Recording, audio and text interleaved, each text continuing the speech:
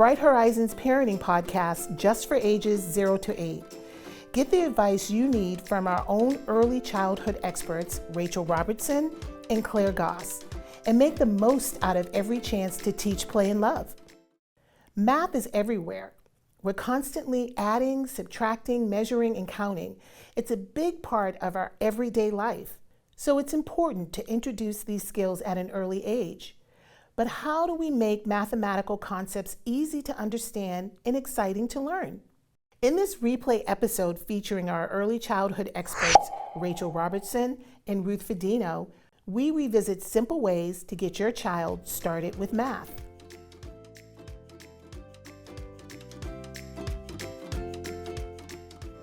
Hi there, Ruth. Our topic for today is something that can really elicit strong feelings from adults.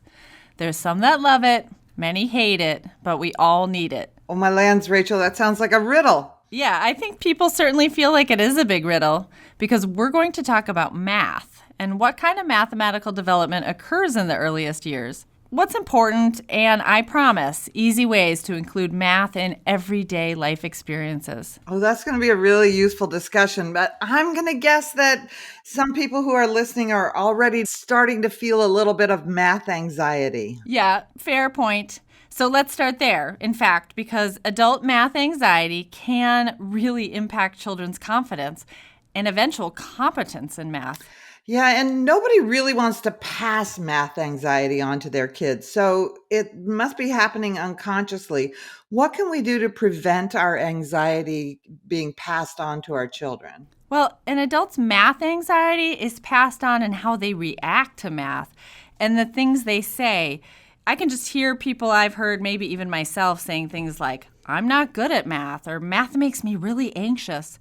These statements about math, or anything like them really, can influence a child's perception about the topic. And it seems pretty logical that if they're hearing that a lot, even before they're doing math consciously, that they've developed a fear or at least feel unsure. That's exactly it. And of course, math can be challenging. At an advanced level, it's like a different language, and there is a lot of complexity. But it can also be really interesting and exciting. Learning it with a sense of interest and confidence is so much different than learning it with a sense of foreboding, especially in these real formative years when self-concept is developing. So unless there is a developmental reason, anyone with the right mindset and learning experiences can experience success with math. Okay, so setting your own math anxieties aside and not voicing them to your children is a first step. Maybe rethinking your own feelings about math, if you're someone who doesn't feel positive about it, could be maybe a good side project. Yeah, good suggestion. And I really recommend all of this based on research, but also my own experience. I myself didn't have a lot of success in math as a kid, but I did have a few teachers along the way who showed me that I could succeed with some content in some learning experiences. So then when I got into education myself, I didn't want to be one of those people that was scared of a content area, especially one that I knew was so important. So I started to learn more about it, and now I have a very healthy feeling about math.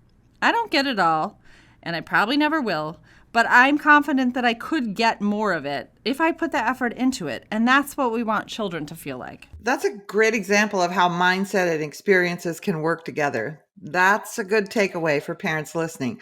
So, assuming there is a positive mindset in place, what kind of math are young children really doing? Math is literally everywhere in all of our lives and a big part of early development. Often we're thinking of learning to count as the mathematical task of the early years, but there's so much more to it.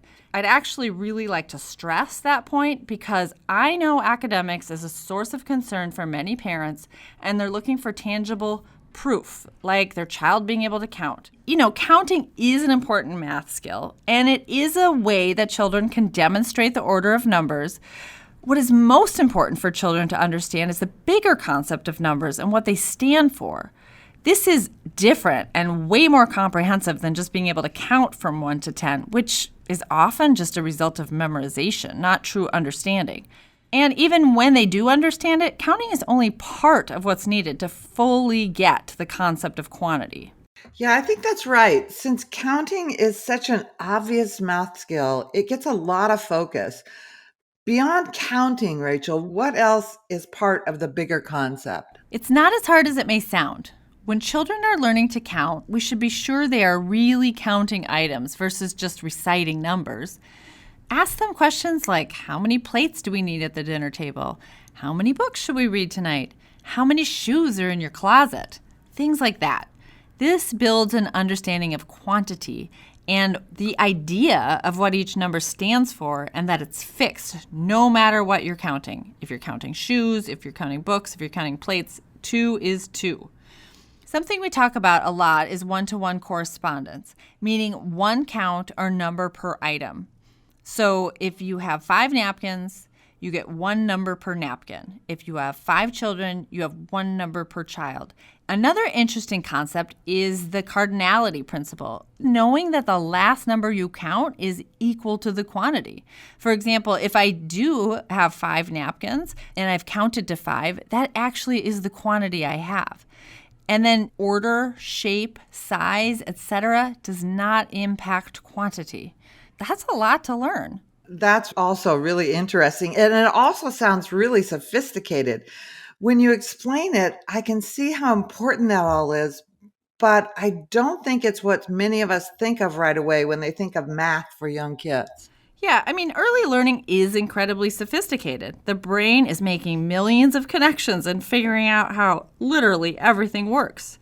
Other early learning mathematical concepts include things like spatial relationships and early geometry, finding and creating patterns, and comparing and contrasting properties. You said it earlier, Rachel, but it is really true that math is everywhere and part of almost everything in the early years. And I think one thing to note is that all of the things you said don't require the kind of lessons I think many envision when they're thinking about math learning. That's very true. Researchers observing young children find that they just do a lot of math through regular play. In play, they're exploring math concepts and they're solving problems all of the time. They are motivated and the outcomes and the solutions are relevant when they're doing math through play. But this doesn't mean math lessons themselves aren't valuable. Play and lessons aren't mutually exclusive. But, when there is a math lesson, it shouldn't be a memorization activity. Math lessons should introduce or allow for practice of a concept that can be applied in play. Okay, that's great, but give us a few examples. So, first examples of ineffective activities are things that can be memorized, like counting in order over and over, or flashcards that are all about memorization. A much better alternative is something like offering experiences and an environment filled with natural opportunities to experiment with and use math. And adults that are around can interject math vocabulary or simply ask questions that require mathematical reasoning. Okay, so tell us more about the environments and experiences that families can create. So just starting off with the simple things that you probably already have a lot of, like puzzles or simple blocks with different shapes and sizes. These 2 items alone build early understanding of spatial relationships and geometry principles. Try adding rulers and measuring sticks or tape to play spaces. Include a lot of loose parts, and that means materials that can be used for a lot of purposes, like stones or shells or pom-poms. Of course, always thinking about safety and choking hazards for young children. Think about different size containers. You want children to be able to compare and contrast, to experiment with size and volume, to put things in order or a sequence, to find and create patterns. And imaginary free play is a wonderful way to apply all sorts of math. I'm not sure that connection is really obvious, Rachel. Tell us more about that. If they want to play shoe store, great. Let them measure feet and organize shoes by size. If they want to create a fort, give them paper and pencil to sketch blueprints and different materials to fit together. Yeah, that sounds like pretty typical fun for a young child, and it's really interesting to consider from a mathematical perspective. So how about math vocabulary? Earlier you said adults can use math vocabulary. I have a feeling that it's more than numbers, but it would be great if you could talk a little bit more about that. Words like more, less, under, over, after, before, long, short. Those are all representative of mathematical concepts and are, of course, they're really easy to just throw in everyday conversation. Like, look, Sulin has more red blocks than I do, and Jacob has fewer green blocks than Elijah. Also, using ordinal numbers like first, second, or third, numbers that tell you where something is in order or sequence, are also useful. Okay, now I see how easy that would be. I think about the cooking that I do with my grandchildren. There's a lot of natural math vocabulary when you're cooking with kids. There are so many measurement opportunities, discussions about quantity, volume, amount. Yeah, Rachel, you know I'm a quilter and I quilt with my grandkids, and we have so many just natural discussions about fitting triangles and squares together and how we can make triangles out of squares, and we measure everything. Yeah, that's a great example. Another easy one is comparing and contrasting items on something as simple as a nature walk. I see 3 tall trees and 1 short tree. What do you see? Or working on a family puzzle or board games that use math skills, like good old classics like Chutes and Ladders or Mastermind or Sorry. Or play some guessing games about quantity. Actually, that's how my dad used to keep us busy at restaurants when we were kids. He would say, guess how many sugar packets there are, how many toothpicks, how many servers are wearing white shoes versus black shoes, really just about anything. Think about how rich those learning experiences are compared to doing repetitive math flashcards that only teach a child what word and number go together. Yeah, I bet everybody's minds are just swimming with ideas about math activities now with kids. I love that your dad did those estimation games at restaurants. One last thing I want to ask you to expand on is say more about mathematical reasoning. You mentioned this earlier as something an adult can do, but can you start by telling us what you mean and then giving us some examples of how a parent can help a child develop those skills? Okay, here's where you get to feel really high level and sophisticated. Mathematical reasoning is thinking about a problem using reason in a mathematical way. We all do this without thinking about it. When we think about how much time it will take to drive a distance, or which container size we need for leftovers, or how much we can afford to spend on dinner out. This leads to a really important skill called the ability to subitize. And this is the ability to know or closely guess quantity by just looking at something. Like I can look at my desk right now and know that I have 2 pens without counting them. I have 3 keys on my key ring. Didn't have to count those. So I'm subitizing. Make predictions, gather data, and make decisions based on the data. Like maybe you could graph every family member's favorite fruit. Solve math problems together. Things like, hey kids, we have 5 cookies and 3 kids. How are we going to evenly share the cookies? Of course, young children aren't always going to get this right, and maybe they're going to think they personally should have all the cookies. But the opportunity to think it through will show you what they know, and you will be modeling reasoning skills to help them learn. Can we do this with infants and toddlers? Is it relevant to them at all? Yeah, it sure is.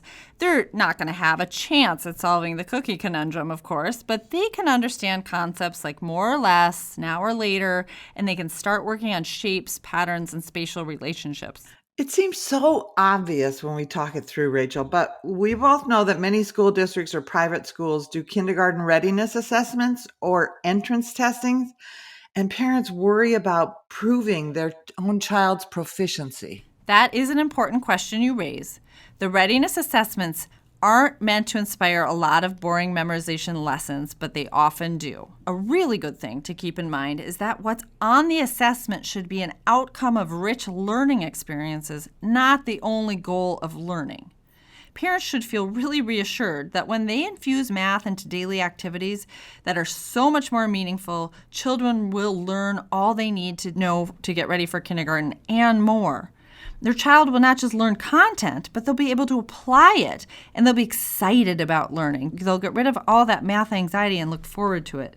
So, yes, their child will know how to count to 10, not because they memorized it, but because they understand the basic ideas of quantity. I'm going to share something that I find really interesting. Research in the last few years has led us to a new and important understanding about early math. When children have a strong foundational sense of math, it actually predicts stronger long-term outcomes in math and literacy. That's surprising. Researchers have a lot of theories about why this is true, but nothing definitive yet. Also, I find interesting the converse is not true. Early literacy does not predict or correlate with math. This doesn't mean early literacy isn't important. It definitely is. But it tells us that math should not take a back seat to literacy. But parents don't have to choose. Reading books with math principles, building vocabulary through back and forth dialogue, imaginary play that includes development in both areas, it can all happen at once. Well, I'm totally back to being impressed with how sophisticated all this is. Yeah, sophisticated and really easy. Because it's important for young children to have math in their early lives. Those little learners deserve our respect for all that they're learning and developing in the first years. And I hope that everyone listening is walking away feeling much more comfortable with math in the early years and knowing how they can have fun while fully supporting their child's mathematical development. When children encounter math in a natural way and apply it to everyday experiences, it can feel much easier to understand. So as our experts recommend, infuse math into everyday activities, play, arts and crafts, cooking, and that alone can build a strong foundation for life. We hope this episode was helpful again, and tune in next month when Rachel and Claire are back with more Teach, Play, Love. Thanks for listening. Subscribe to us. Find more episodes on Apple Podcasts, Spotify, or wherever you get your podcasts. See you next time on Teach, Play, Love. And discover parenting as the joy it was meant to be.